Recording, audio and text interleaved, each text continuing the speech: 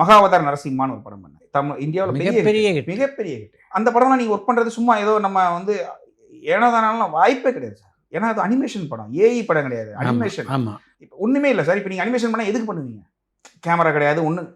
அப்போ ஒரு மியூசிக் தேவைப்படுதா உங்களுக்கு? டாம் அண்ட் ஜெர்ரி போகுதுன்னா இப்போ ஓடுது, கீழே உள்ள போகுது, இப்படின்னு ஒன்று மியூசிக் பண்ணி கொடுத்தாதான் அவங்க அதுக்கு அனிமேட் பண்ணுவாங்க. இப்போ இது முதல்ல நீங்கள் மியூசிக் கொடுத்துட்டு அவங்க அனிமேட் பண்ணாங்க. ஆமாம் சார். அவர் வந்து ஒரு டிராயிங் மாதிரி ஒன்று கொடுப்பாரு. டிராயிங் ஒன்று கொடுத்தாருன்னா அது இப்படி வரப்போகுதா சார், இது எவ்வளோ நேரம் வரப்போகுது, ஓகே இதுக்கு ஒரு மியூசிக் நம்ம கொடுப்போம். இதுக்கு அவங்க போய் லைட்டாக வந்து ஒரு ப்ரீவியஸ் மாதிரி ஒன்று போடுவாங்க. அருமை.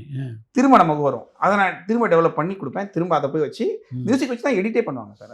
அதான் சொல்கிறேன் சார். அதெல்லாம் நல்லா இல்லைங்க, அந்த ஏதோ இன்னும் கொஞ்சம் பண்ணியிருக்கலாம் அப்படின்னு சொல்கிற அந்த வேர்டு இருக்குல்ல சார், அதுக்கு பின்னால் அவ்வளோ உழைப்பு இருக்கும். ஏன்னா அந்த மாதிரி படங்கள் சும்மா பண்ண முடியாது சார். அதுவும் ஆர்கெஸ்ட்ரல் ஸ்கோர் சார். அந்த படம் நீங்கள் பார்த்துருப்பீங்க, ஃபுல் ஆர்கெஸ்ட்ரல் ஸ்கோர். ஹிந்திலலாம் பெரிய ஹிட் சார். நீங்கள் ஹிந்திலலாம் இப்போ த்ரூஅவுட் இந்தியா பெரிய ஹிட் சார். நீங்கள் இப்போ அங்கெல்லாம் போனோம்னா எப்படி தெரியுமில்ல, இப்போ நீங்கள் சாம் சிஎஸ் அதெல்லாம் தெரியாது.